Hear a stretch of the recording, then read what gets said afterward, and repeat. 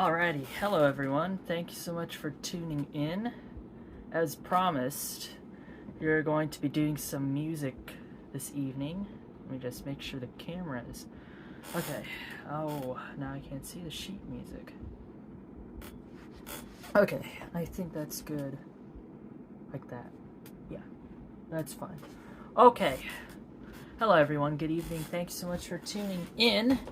And as said earlier in the announcement, we will be doing some music this evening, or as long as my camera has battery, basically. Okay, so this evening I was thinking of doing the usual like Baroque music that the recorder is used for in that time period, and as well as, you know, some pieces from France with the Olympics happening right as we were speaking, and maybe some, like, you know, movie soundtracks and whatnot.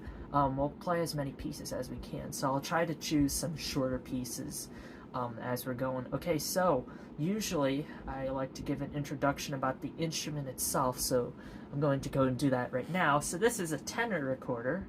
This is a nice plastic instrument. I don't have a wooden tenor recorder yet, but this model is just the basic one from on Amazon, the Yamaha version of it. And as you can notice, the recorder in my hands is much larger than your typical recorder. This tenor recorder actually has a key on this tone hole at the very bottom. The last tone hole has a key because of the stretch that's required to play the bottommost note. The bottommost note on this instrument is actually middle C. And you would notice that the tenor recorder, when I have all the fingers covering all the tone holes, it will play a C that's much lower, specifically 1 octave lower than our typical soprano recorder.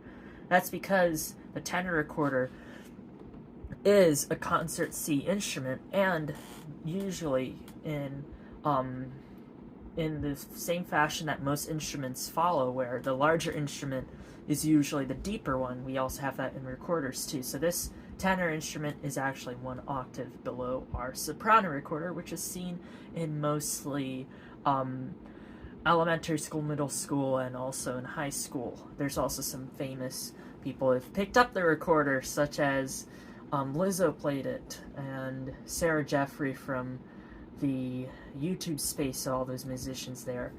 Okay, so that's kind of my spiel on the recorder. There's a video I shot talking more in depth about the recorder and giving some more tutorials, but maybe you're wondering how it sounds. Here's a C major scale on the instrument.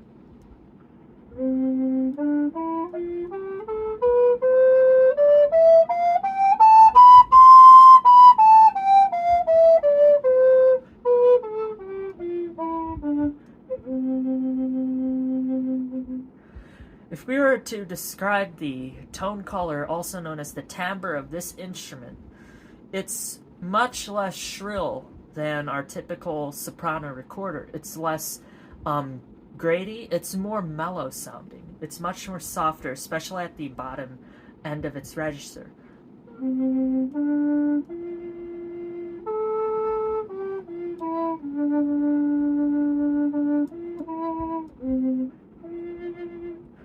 Alrighty, so first piece. I'd like to go to the Baroque period here, and we're going to play just a snippet of one of the pieces from that era. We're going to turn to one of these concertos by Johann Sebastian Bach, and he was a German Baroque composer, and he wrote a ton of interesting pieces that had counterpoint. You also had fugal writing. So a fugue is when you have this subject, and then you have multiple voices. Another subject will come in later on, but you just have this transformation of the subject, and then you have an answer, then you have a counter melody, you have a subject. There's a whole kind of a technique to writing fugues, which we won't get into today, but mostly Bach's music was fugal. It was very contrapuntal. It's very dense and complex in its mathematical harmony that he's using. He didn't really use dissonance. Sometimes dissonance is thought of as complicated or or like bad sounding. We'll see some pieces later on by some French composers that actually use dissonance as a tone color. But back in the Baroque period, especially in Bach's music, you had the development of counterpoint, and you had the usage of fugue. You also had multiple voices at once. Polyphony. Polyphony was very large in Bach's music. He had multiple voices, a lot of soloistic passages, and virtuosity used in his pieces. Okay, so the Brandenburg concertos are basically a set of concertos that Bach wrote as a resume. Basically, he was trying to get employed by this Margrave of Brandenburg, so basically a rich guy had a lot of rich things in this area, and he wanted to be the composer and use his orchestra, so he kind of sent in this series of concertos as his resume, like, here's what I could do with your forces, or the forces at my disposal, the types of instruments, the different performers that I had at my disposal. This is what I could put together as pieces of music. And unfortunately, the guy in question, the Margrave, apparently didn't ever see the Brandenburg concertos. And so they were just sitting there as a score in the library. And there's an interesting story, actually. They were almost destroyed in World War II, but they were saved. And during this period of kind of revival of Baroque pieces and period practice and period instruments and historical performance, that's when we see Bach getting studied a lot more, and these Brandenburg concertos are very diverse in their instrumentation. So we're going to be looking at the 5th Brandenburg concerto. This is technically the first piano concerto or keyboard concerto, because you had the harpsichord, which is usually accompanying instrument, playing a solo part in this concerto. So it has kind of the spotlight for a big old cadenza, which is kind of like an improvised section in the first movement. Of course, we won't be playing that on the recorder, but the flute part, a solo flute part, actually does fit on our recorder, so we're going to play through that portion. Let me just get the sheet music here. You have to wait 15 seconds for it, but the theme of the concerto is actually very interesting. It's very arpeggiated.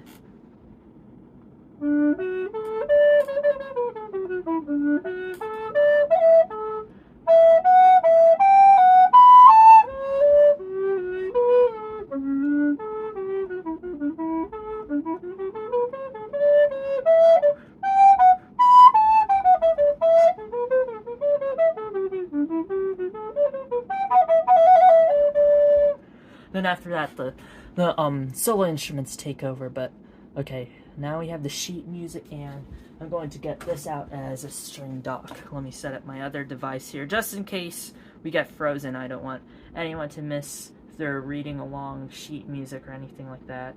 If they're chatting, then I could respond to the chat too. So let me just get set up here. I didn't know why it's all the way in the dark. Okay, that's great. That's great. Okay, we are good to go. Hello, Turkey Time Tree. Thank you for tuning in. How are you? Hope you're doing well. Okay, we are going to go with Johann Sebastian Bach's Brandenburg Concerto No. 5. I won't play all 3 movements. I did in the past, but I think we'll just play the first movement, and then we'll go to other pieces. I do want to touch on to some French music from like Debussy and stuff like that, because the Olympics are in Paris, so you gotta pay some homage to that. Alright, here's Brandenburg Concerto No. 5 by Bach.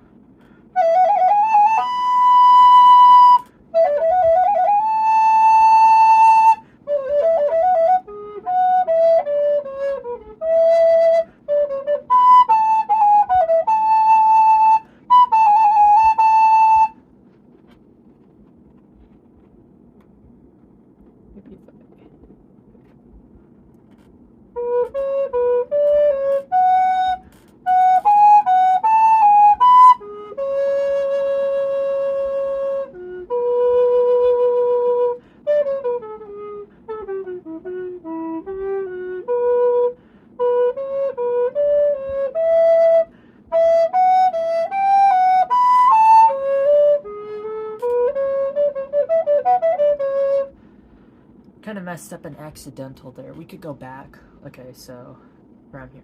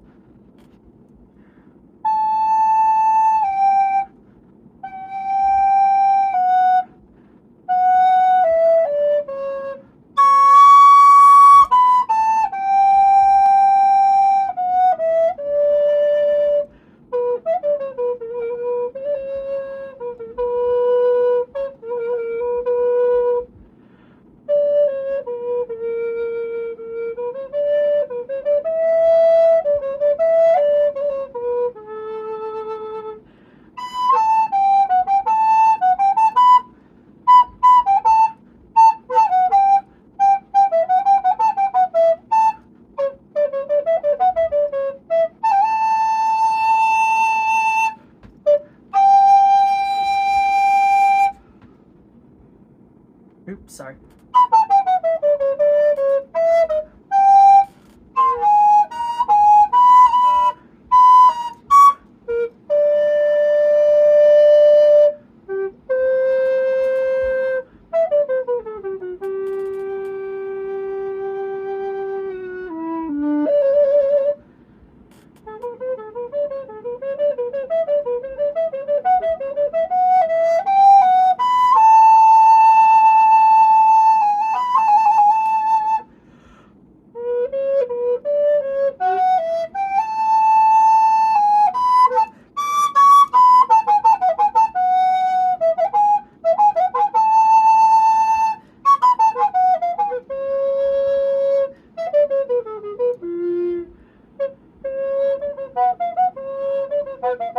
Sorry, I need to scroll. Now I lost my place. Where is it? No. That's only going to do that. I need this to move me up and down. There we go. Okay, sorry about that.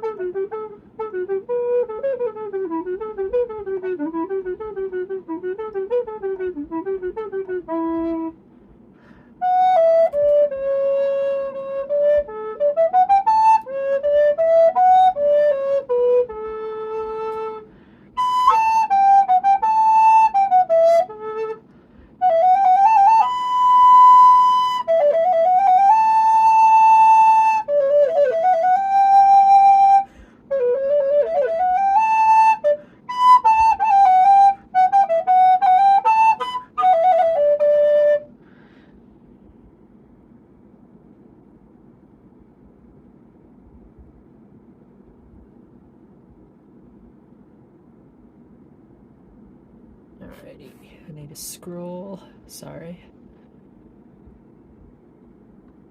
Okay, there we go.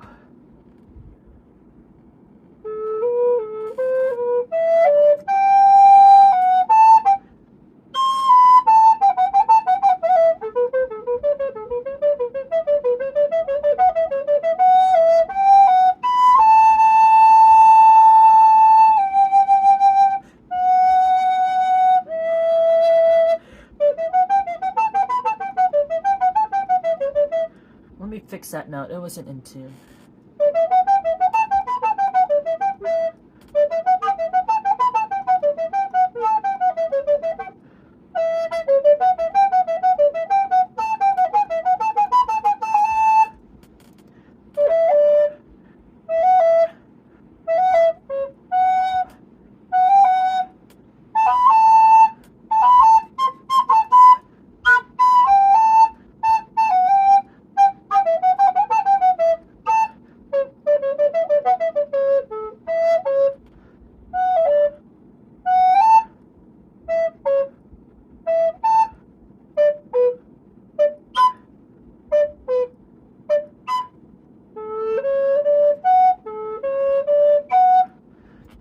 Kind of know what comes next because I played through this.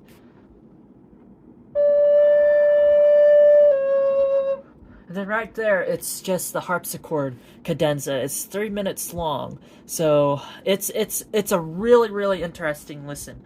I really recommend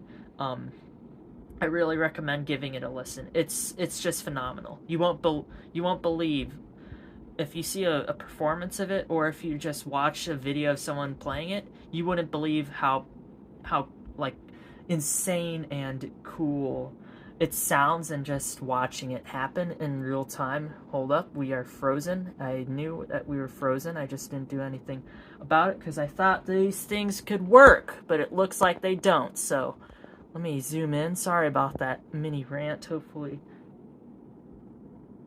Okay. Okay, it looks like Twitch drops have happened or something like that. I don't know. I'm new to that kind of stuff. Okay, so back to what I was saying. So there's a harpsichord cadenza that starts about this measure, or actually I don't know. I don't know the measure numbers, memorizing each thing that happens in every measure. But it happens in this section here. Okay, so it's basically a continuation again. The harpsichordist will play kind of just with the main theme of the piece of the concerto, and then like right in the middle of it, she just explodes into this crazy kind of like shredding on a guitar, just rapid scales and arpeggios, like you won't even believe it. It sounds very metal, especially at the part where in the bass he has like these thundering notes, and then like boom bum bum bum bum bum, and then this hand is going it's insane. I really recommend looking up a performance of Brandenburg Concerto 5 to see the harpsichord cadenza in all of its glory. All right, let's finish off the first movement here with just a repetition of the main theme.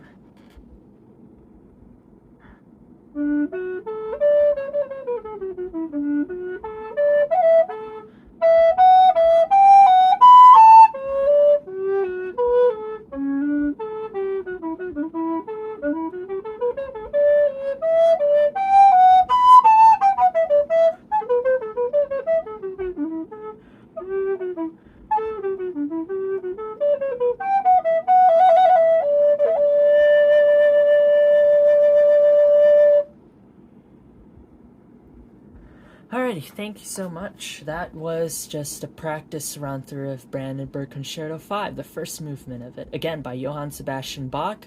It's written for solo harpsichord, solo violin, and solo flute, which I'm covering here on the tenor recorder, aka a bigger recorder that's much deeper than your run-of-the-mill recorder. And we just play through a first movement, Baroque period music, a lot of contrapuntal writing, a lot of virtuosic writing, and some very interesting moving bass lines in the basso continuo, and you got some solo passages. Okay, so there's also a second movement and a third movement that's very bouncy. It's very gigue-like, kind of like pirate music. Kind of sounds like pirate music. The theme of it's pretty catchy. Here's a little bit of the theme. I haven't learned this part at speed yet. This third movement, I haven't learned it at speed yet. But here's like the theme of it.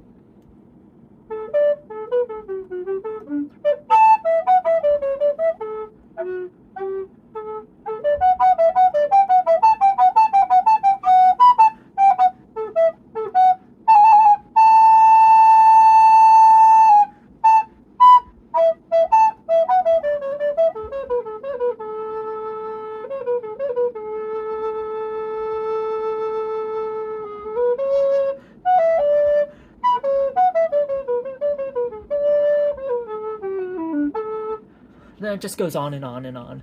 It has a very light, bouncy character to it. I really like it. The second movement, we go into B minor. It's a very bright yet mysterious key, especially in the minor keys. So I call it a bright key because usually if you have a ton of sharps, your key will sound a little bit brighter.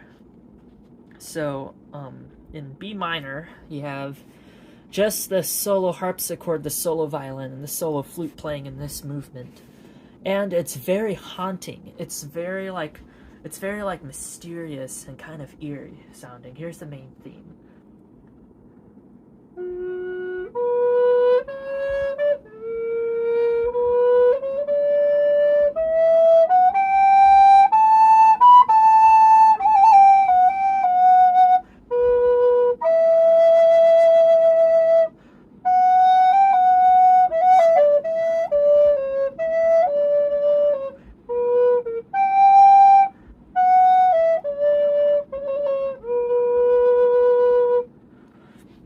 And as you notice, the second movement, it's much slower than the first movement and the third movement. This is a form of an Italian concerto where you have fast, slow, fast. And later eras of music will also use this in suites, which are like a collection of pieces or songs related to dances.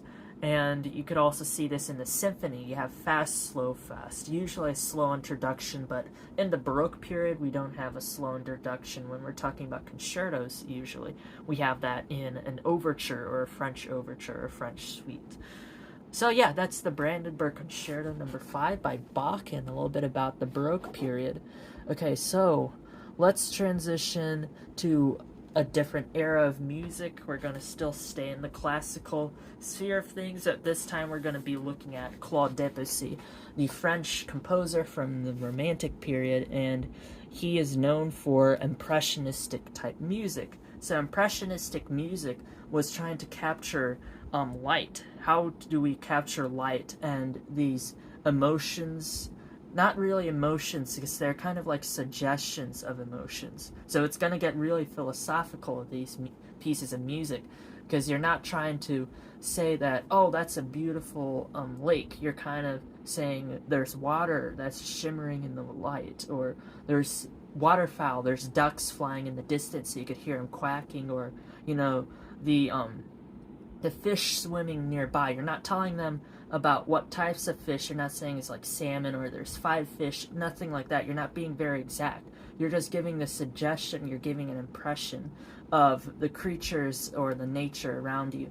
And like the impressionistic movement in painting and in artwork, the impressionistic movement in music was all about capturing light and the effects of light. How could you translate that to sound? How could you capture these different global and international sounds and displays of light best in music? So that's why tone color is so important in the impressionistic movement.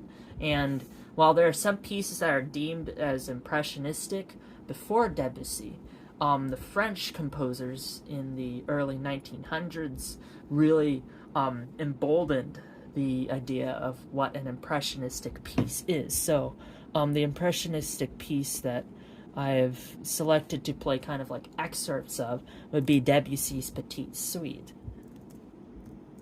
This is a piece originally written for piano. However, there is an orchestral version of it, and we'll just play through like the oboe part of it. Some of the movements. We're going to look at specifically his minuet, as well as Debussy's ballet at the end of the suite. As you can see, 4 movements. We have en bateau, cortège, I don't know how to pronounce these. Minuet and ballet, I know how to pronounce those. Those last 2 I know how to pronounce. So, what's interesting about the suite, this is like a Baroque suite where you have a minuet in it. And another interesting piece about this petite suite, these first 2 movements are actually based off of poems. And there's a lot of interesting color choices here. You have, on the piano, it's played by 2 people on the same piano, so piano 4 hands. However, there is the orchestral version written in, I don't know what date, some 1907, maybe earlier than 1907, because that's when it's published. And let me find the parts. Okay. And, in this time, oh shoot, it looks like it's behind. Wait, it got frozen again. Sorry about that. So, again, impressionistic music, you have a large concern placed on the tone colors of the instruments. So, like, an oboe could sound nasal, it could also sound sweet, and it has this kind of, what's the word that I'm looking for, like, forest or outdoorsy feel. So those qualities of that instrument, the oboe, are really expressed in impressionistic writing. And since we're just viewing it, it's just looking at, yeah, we're just viewing it. Okay, we're not downloading it or anything like that. Okay, so if we go to, here's the 3rd movement. This is the minuet. Okay, so in this orchestration, he would try to capture the qualities that make the oboe such an interesting tone color. So again, like a woodsy feel, kind of nasally at times it needs to be, kind of sweet at times when it needs to be. And he extends this to all the instruments, so you'll see like very delicate string writing in impressionistic music. The brass will either be their like very metallic character, or you'll have very, very luxurious horn writing to build these chords, and you'll have the use of sordine in the strings, which means they'll be playing with mutes. You have parts that are like 5 different violin parts, or 3 different viola parts, or 3 different cello parts in a lot of Debussy's orchestral music, because it adds this velvety character. In his percussion writing, Debussy, he will highlight notes in certain chords using just a simple like xylophone note, like dong, like that, and that could be the xylophone part for the beginning of a piece. I'm referencing his Iberia, his 2nd movement in the Iberia Images piece. And there's actually a very famous glockenspiel excerpt that's played for auditions by Debussy in his famous symphonic poem called La Mer. And it's supposed to be the light that's on the surface of the ocean, so you would think like glistening waves and stuff like that, shimmering quality. That's why the glockenspiel part just has these arpeggios, and it has like these high twinkling pitches. Are just like like that. This very, very light, very delicate writing in impressionistic music. Okay, so here's the Minuet by Claude Debussy. Let me zoom out more so you get to see more of the page. But I don't want to squint. There we go. Okay. Can I scroll down? Okay.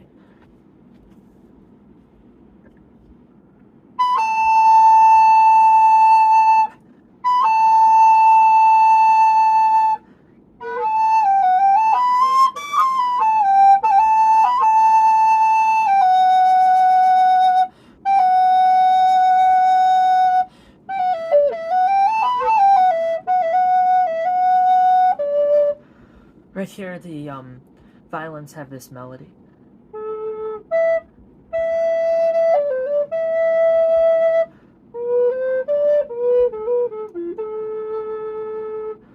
then the flute comes in a higher register here, and then we go to the oboe here. This is the oboe, the hautboy,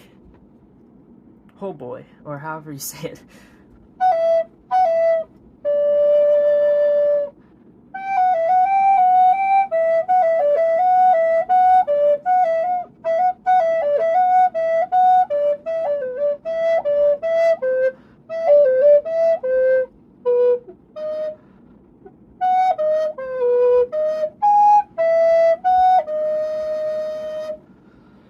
Alright, so we're just missing like the orchestral parts. It's supposed to have like a full orchestra, but I'm just playing through the oboe part.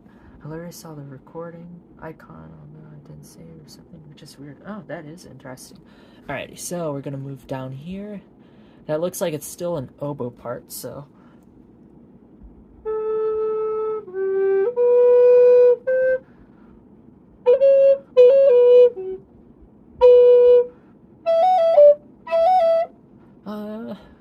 oh wait, no, that's an English horn, I think. This might be an English horn. Yeah, cor anglais. That's an English horn, also known as the angelic horn, or cor d'anglais, English horn, angled horn. Some people think that's where it's from, but there's a whole video that disproves that. Okay, so where were we? Right here. This is the oboe part. It's top line.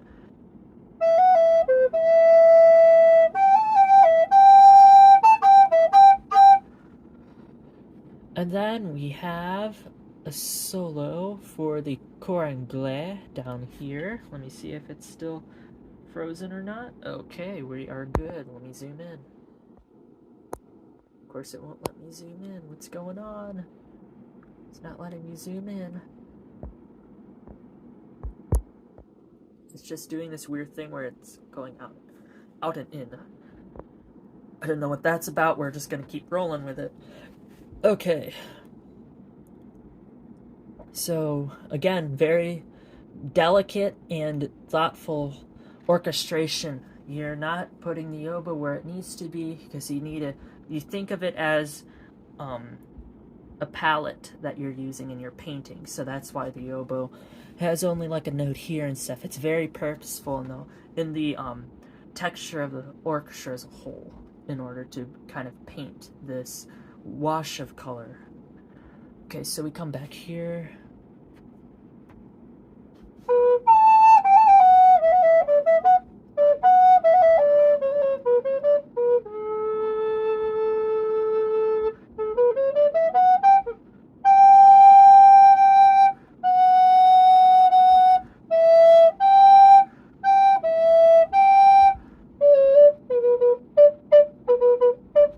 Kind of remember that part. I need to scroll down though. Sounds very Christmassy here. If you watch a performance on YouTube on his Petite Suite for orchestra in the minuet, this part where they have those dun dun dun dun dun dun dun dun dun dun dun. That part, it sounds very Christmassy.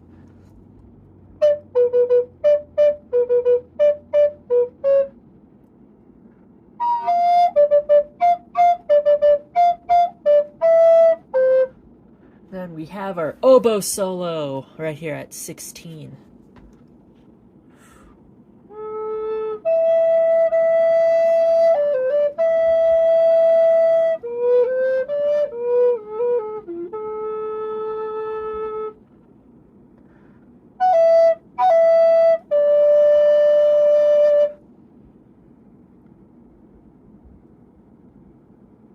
Looks like we have another English horn solo here. Then the oboe comes back right at the end here.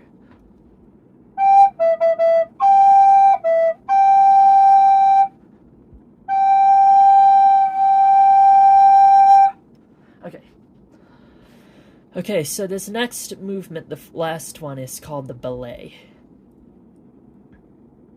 Okay, so we have the oboes just playing the kind of like the offbeats here. The theme here goes, let me think if I have it right here.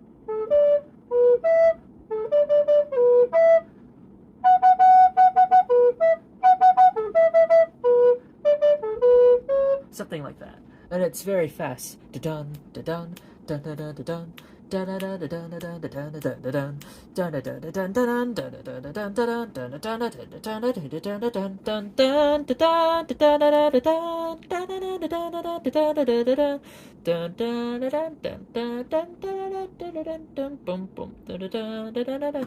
It goes like that. It's very fun to listen to. Okay, so the oboe part.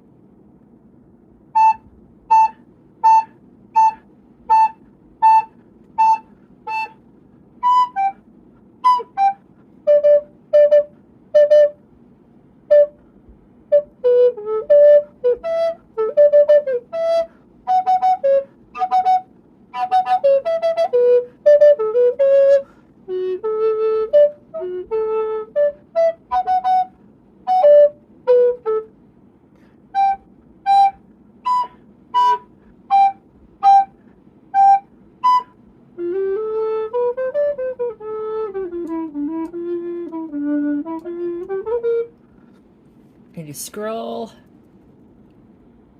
Okay.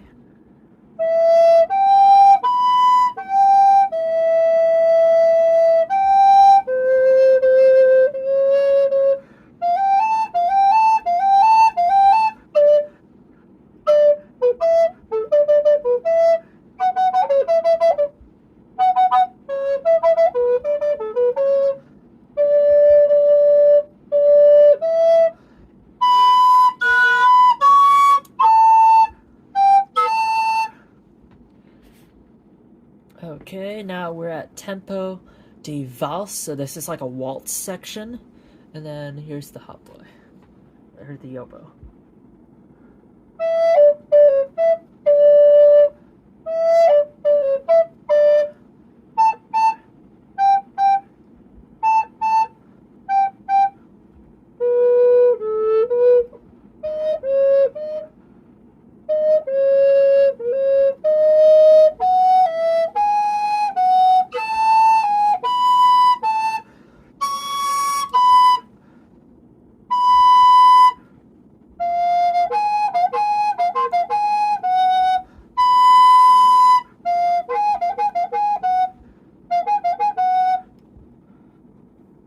Good news, you have less editing to do. Oh, okay. Oh no, you lost some content? I'm sorry to hear that. I hate when that happens, like it glitches out. Okay, where were we? Oh, it's just holding this note, okay.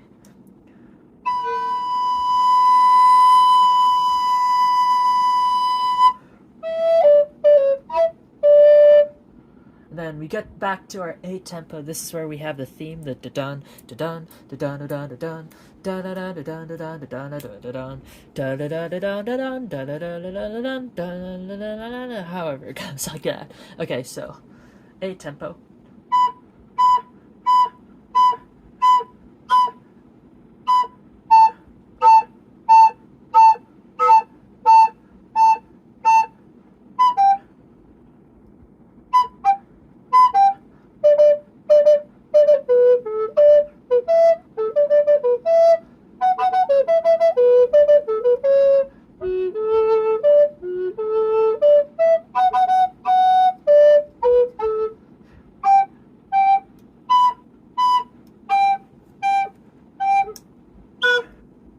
Sorry about that. Let me scroll. Ah, there we go.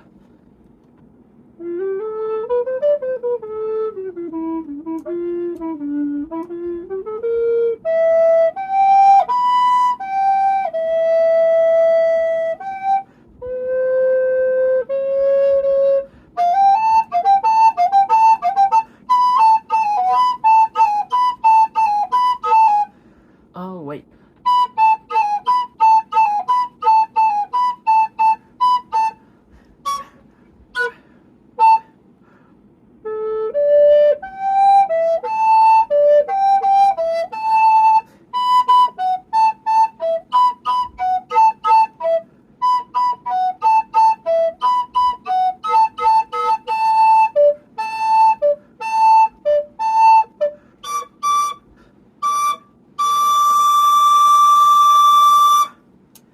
that was the end of the ballet by Debussy.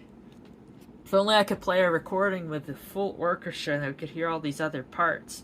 But I just don't want to risk getting, TOS or a copyright strike. So I'm just playing through one of the parts, but I encourage you to go and listen to the full thing. It is very, very good. Very, very good music. I'm not using that software anymore, dum-dums. That was twice. I just decided to quit. Oh man, I'm sorry to hear that you lost content. I hate when that happens, when the software glitches up or when you're editing and it just goes all to. I hate when that happens. Sorry to hear that, man. Okay.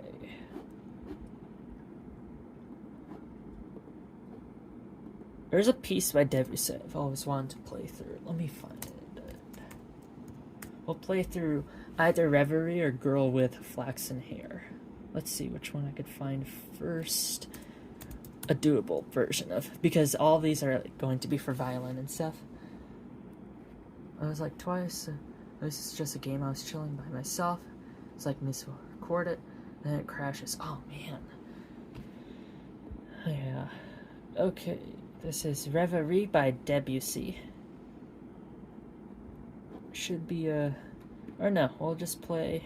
There should be one where it's violin and piano that's in the correct key. Currently no solo part. It's kind of bad. Okay, this one. Let's see what this one. If it's in the correct key, then I'll play it. It's supposed to start out with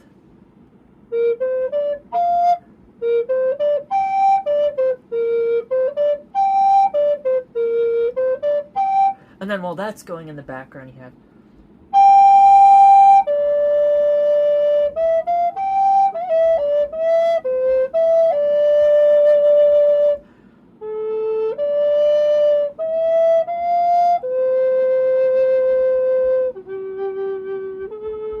stuff like that. Very beautiful piece.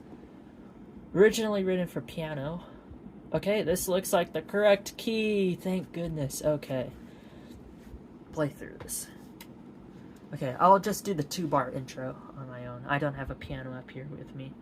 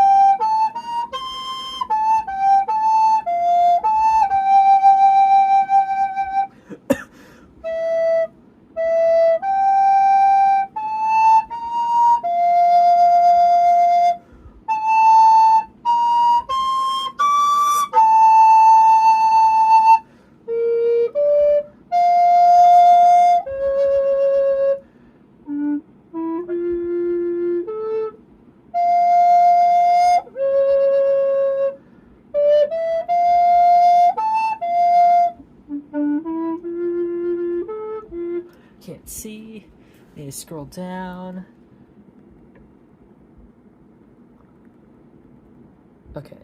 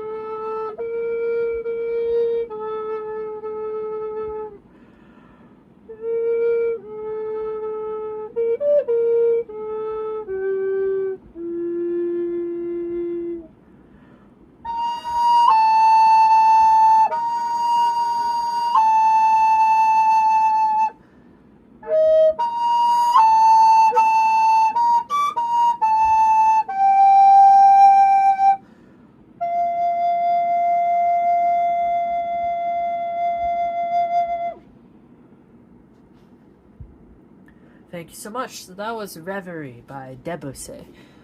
There's the piano part, but I don't have a piano with me in my room, so can't play it. Okay, so how about we go to another famous Debussy piece. This time we'll look at the girl with the flaxen hair.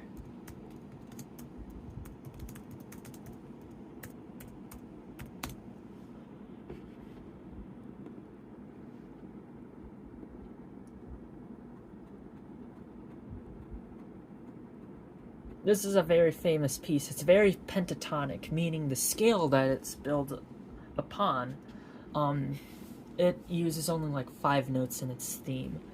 5 pitches, I should say. It's very recognizable. I'm going to go and find it first, and then we'll play through it.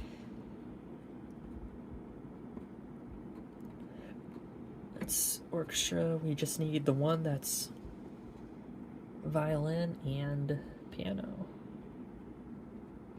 But the correct key, or I'll play it in this key, I guess, because the original key, it's pretty tricky. Yeah, I'll just play it in this key. The original key has a ton of flats.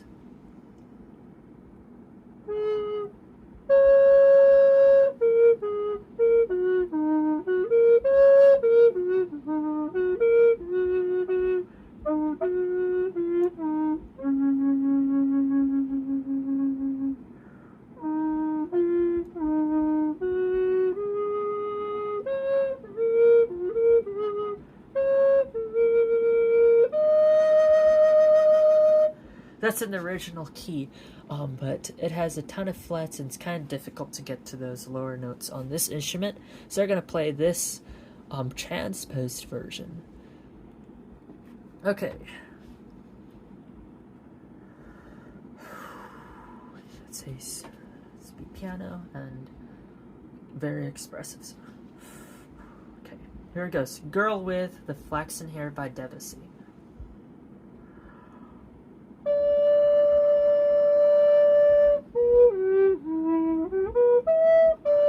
Let me start over. Sorry about that. Read the note wrong. Okay.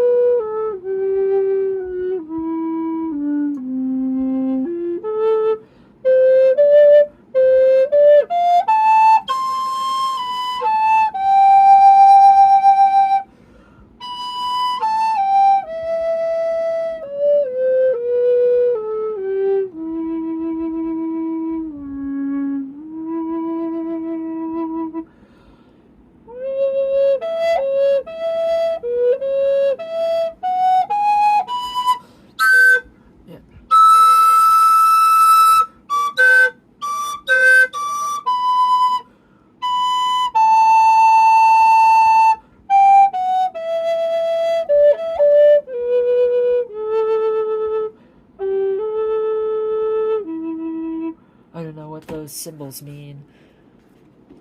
Pizzicato? I don't know. I'm gonna have to skip that moment.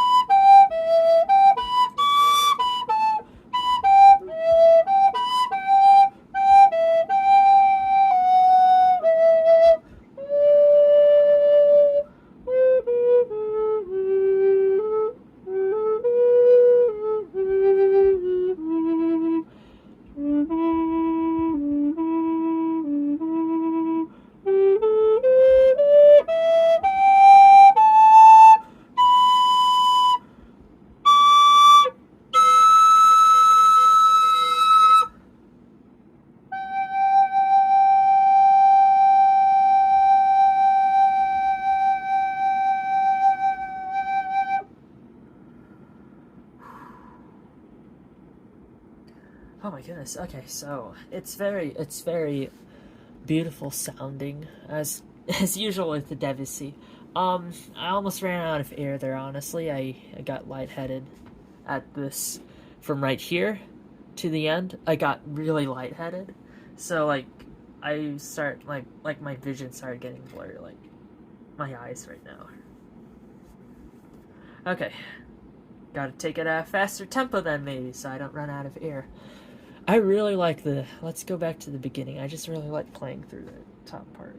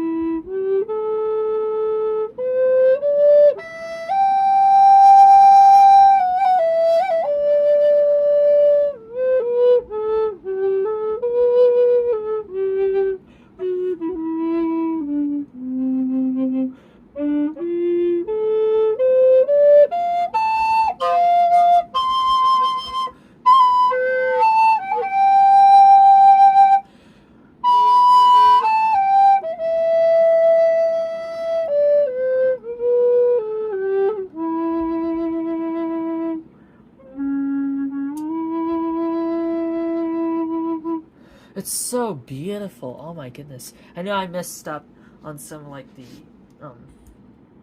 speed of my air a few times there, unfortunately, but it's still, oh my gosh.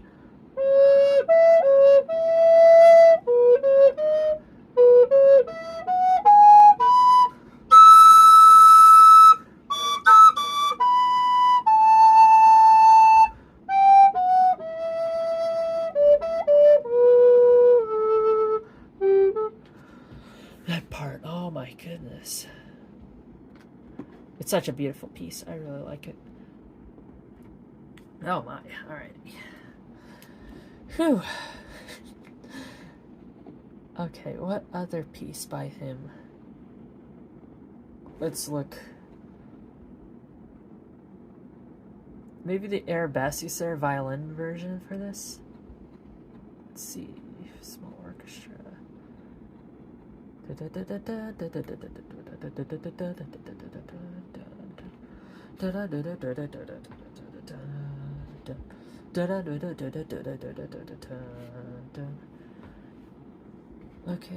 come on, come on, come on. I don't even know what key this is in.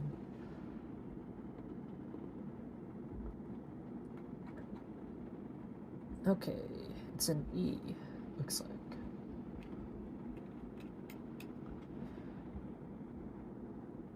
How does it start?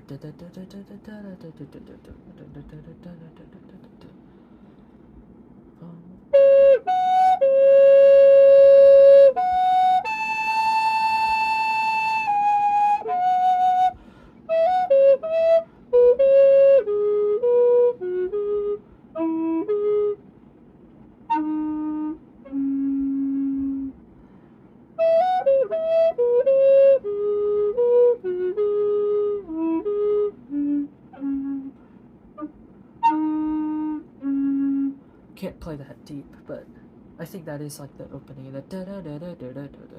It sounds like the lake theme from Pokemon Diamond and Pearl, kind of reminds me of that. Let's see what else there is. All these are like longer pieces. Syrinx. I know this is his famous like piece for solo flute. I know there's also the prelude. The prelude is also the Afternoon of the Faun. That's one of his other famous pieces for orchestra or also flute repertoire. I think I could play it on here. It's a chromatic scaled down to a G, and then I think it's...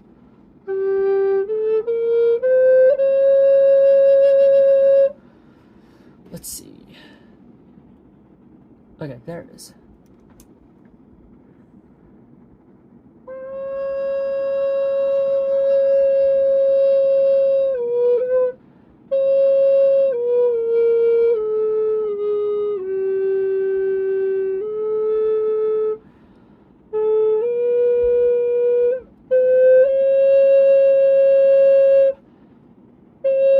That note is even printed, like, there's a note head that's missing. Let me see the first part.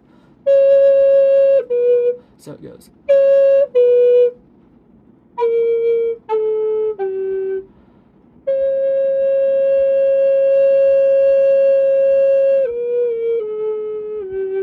Is that correct?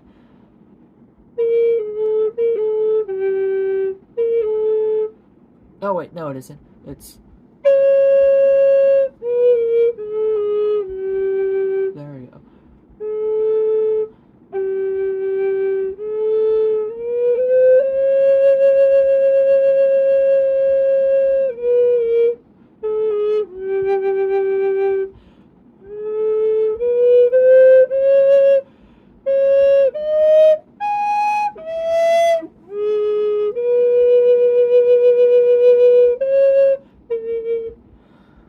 And then first flute solo again.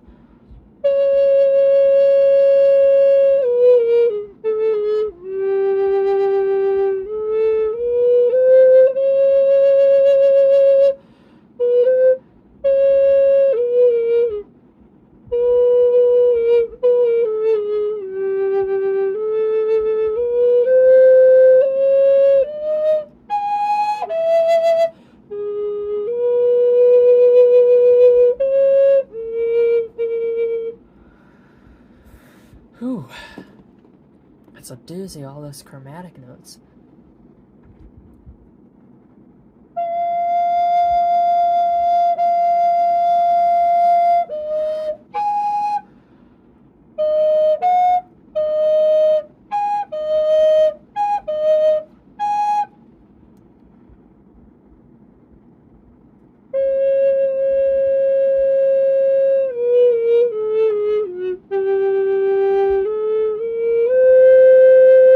I think I messed up an accidental there. I may have.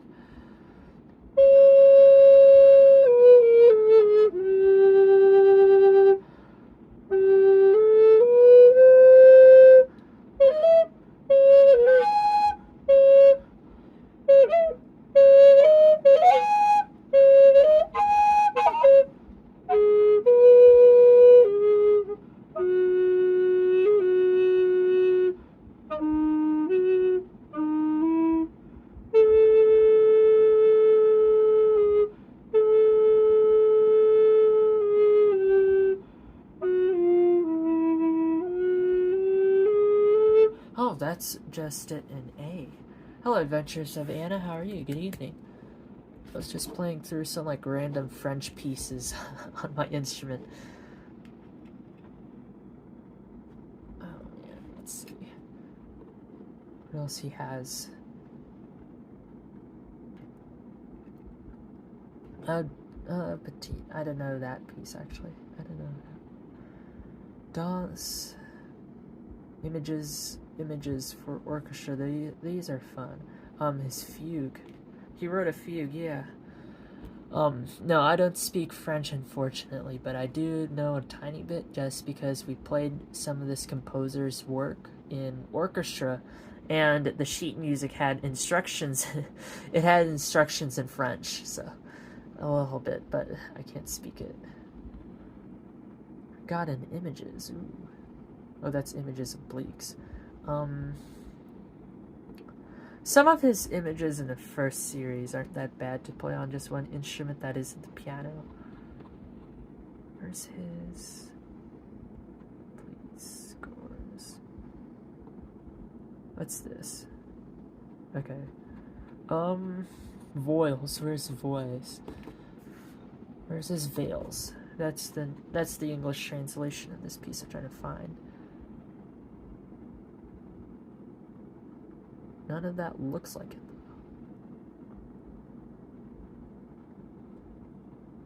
though. Oh, images, not images. Preludes.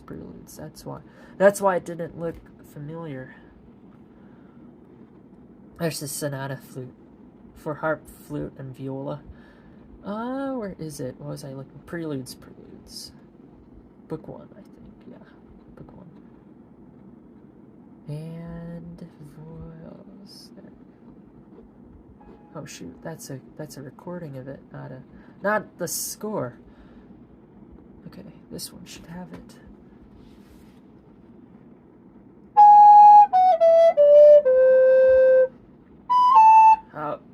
It goes like that.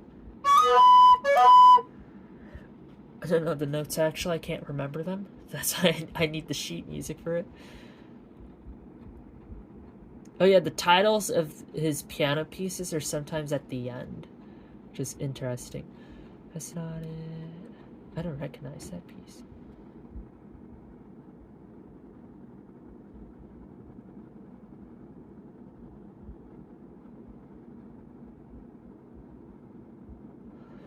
Yeah, this is all piano music. Can't play any of these on piano. I'm not very good on piano. I'm trying to find one piece by him, though. Oh, here. This one. This is his voiles.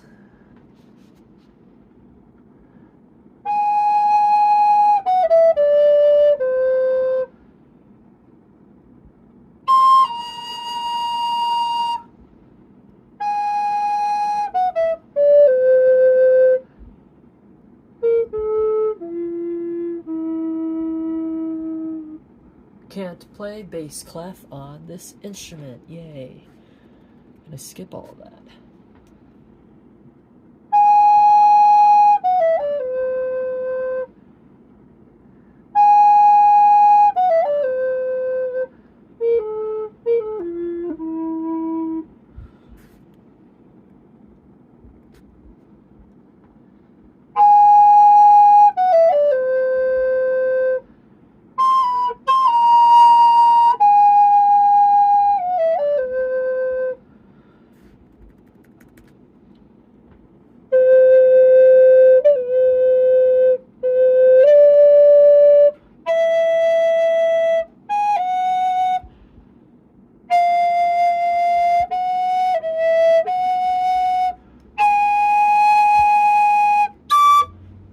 I don't know those notes, can't really read ledger lines well. Oh, that's a ton of accidentals.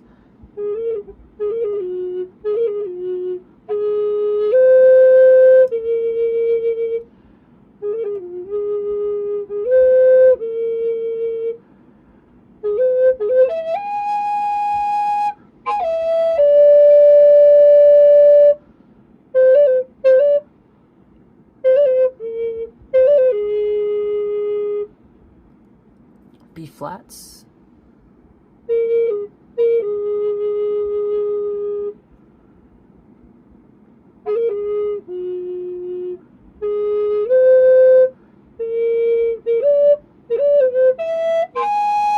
Okay, that I can't play fast on the...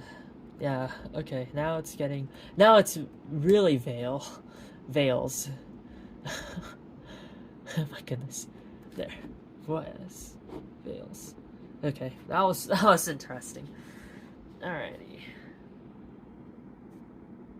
One more piece, I think. Yeah, let's do one more piece. Let's see.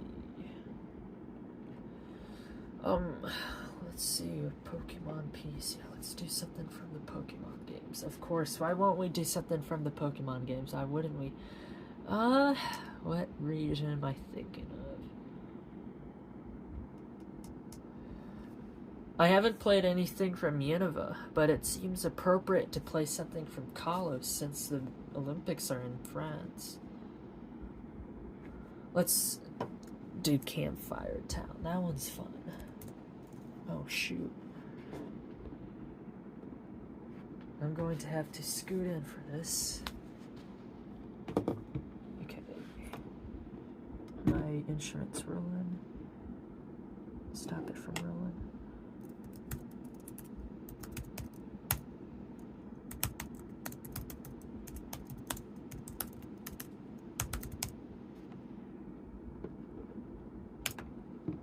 Okay.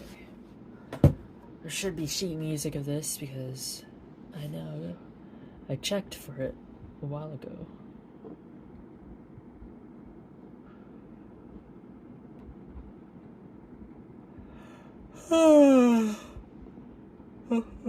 Oh, this is no. I thought this was mine. This wasn't my arrangement. I thought it was. Okay.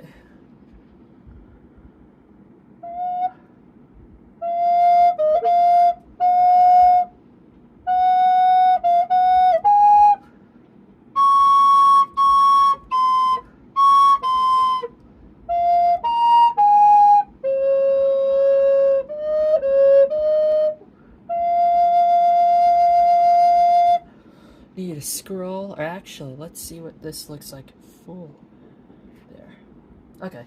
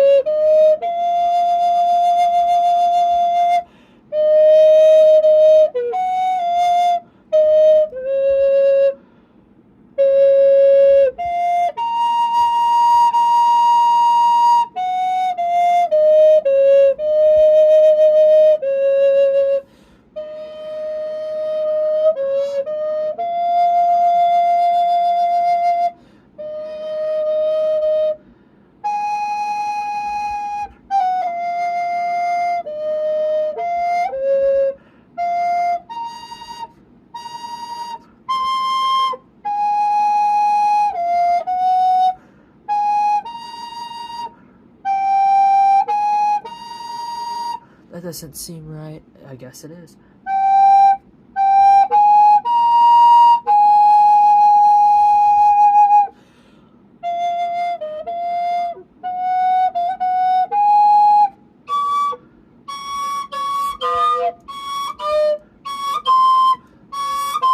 Okay, let me fix the fingering on that. Sorry about that.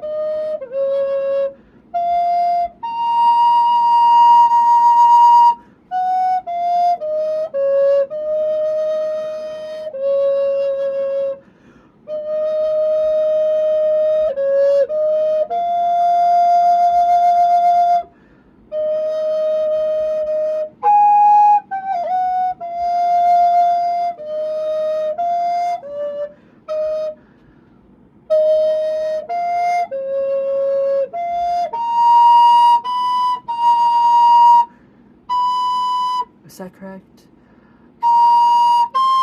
No. There we go.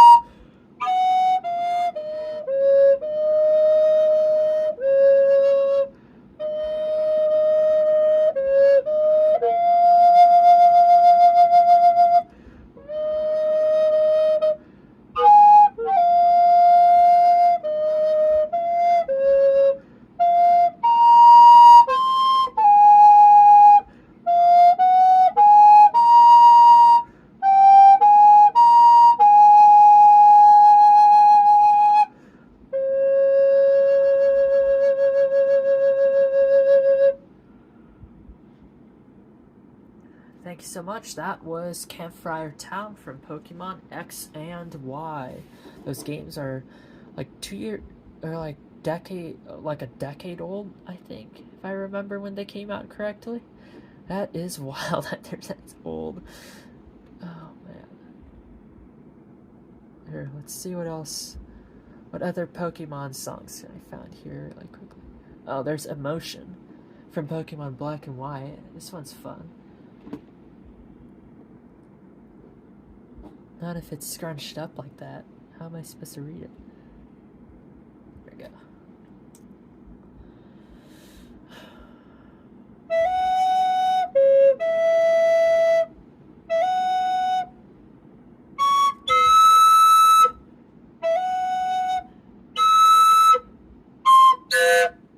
I can't get that note. Sorry. I'll transpose it down. My bad. Sorry, everyone.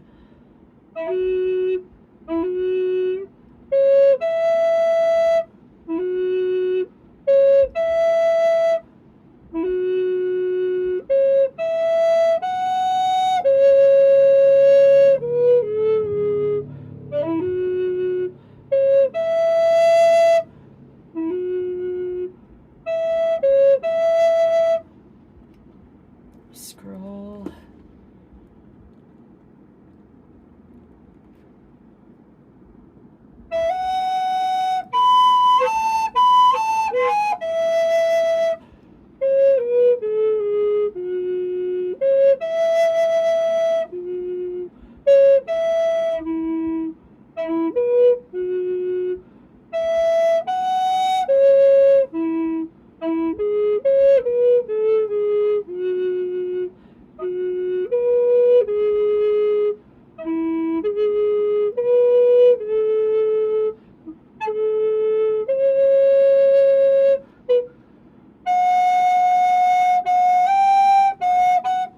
Wait, what now is it?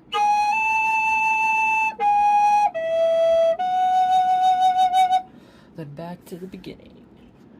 I could scroll.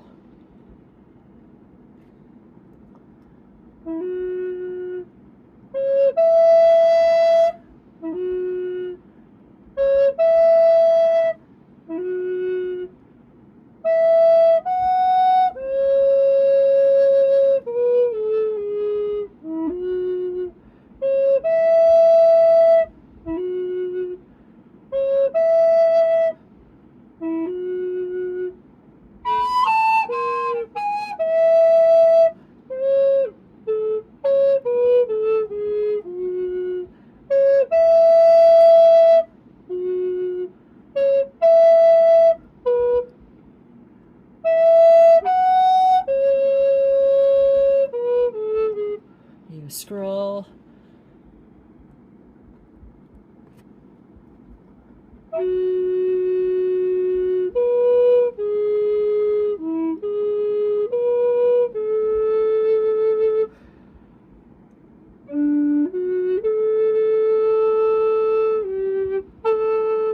Wait, how does that go? Okay, sorry about that. Sorry. Keep breaking up.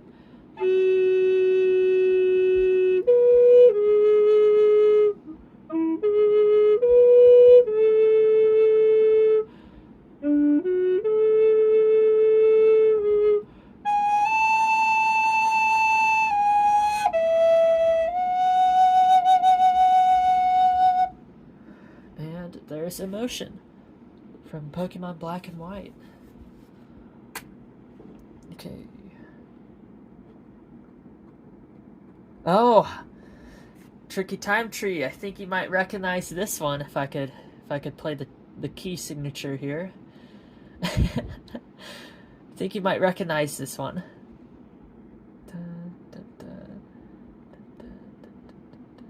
Let me make sure I get the rhythm.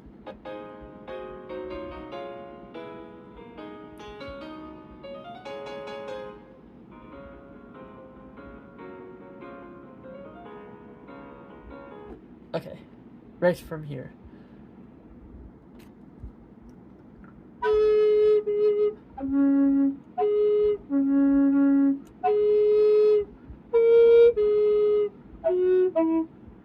I have to play it one octave up.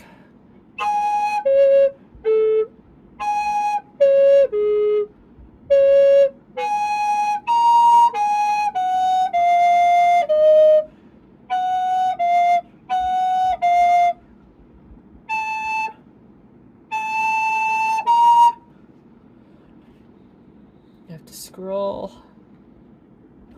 There we go.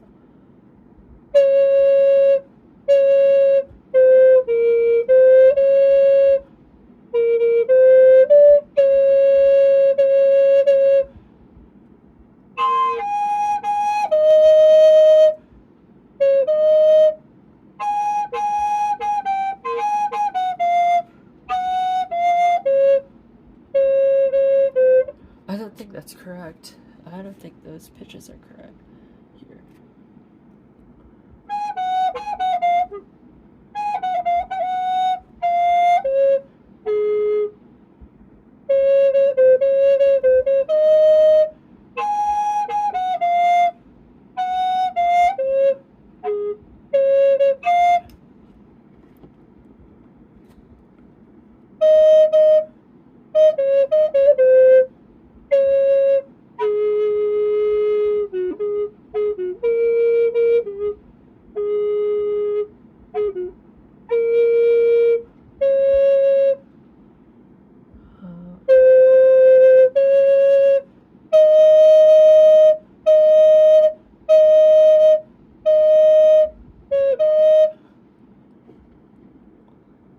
To keep scrolling.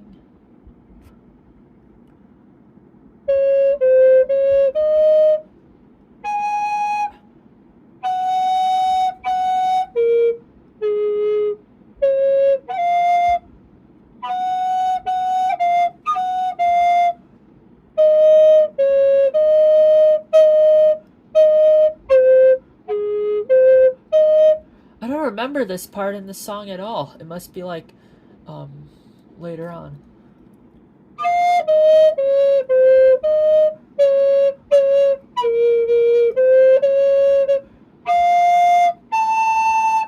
Notice that. Oh, E flat. Wait, no, that's not correct.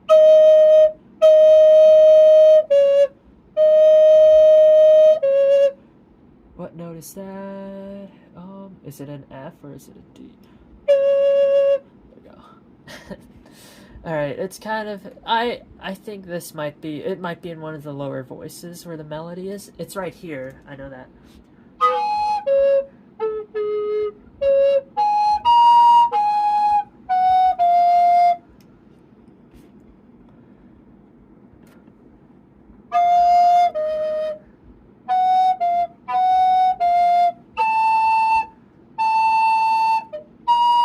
Dun, dun, dun, dun, dun, dun, dun, dun. Yeah, that was supposed to be the Pokemon Unite theme, but I kept scrolling. I couldn't fit it all on one page.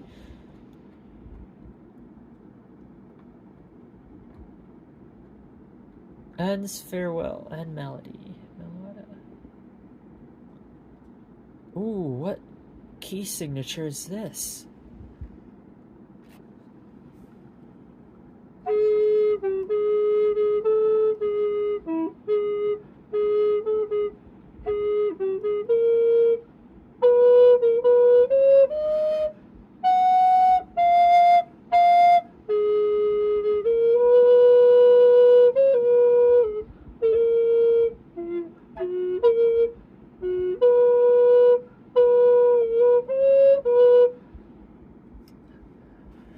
Da da da da. So it's in B major.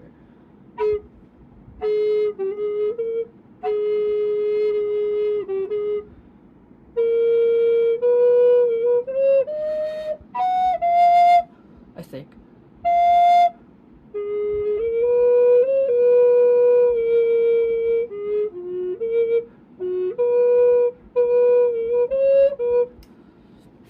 Yeah, I think it is it's in B major.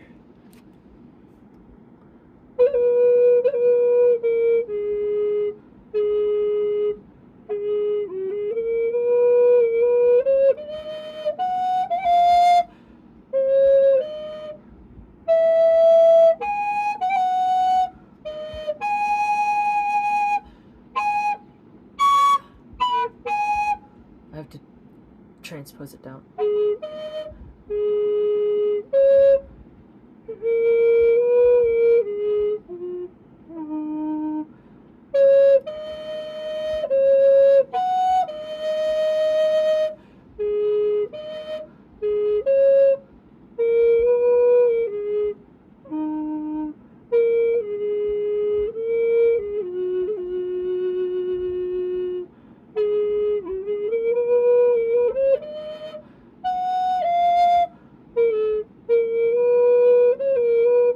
forgot it already at the beginning. No. Okay.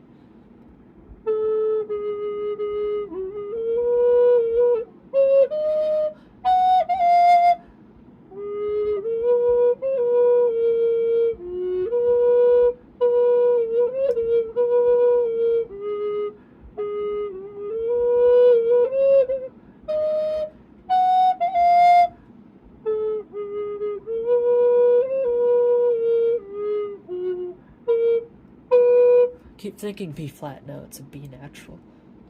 Where are we now?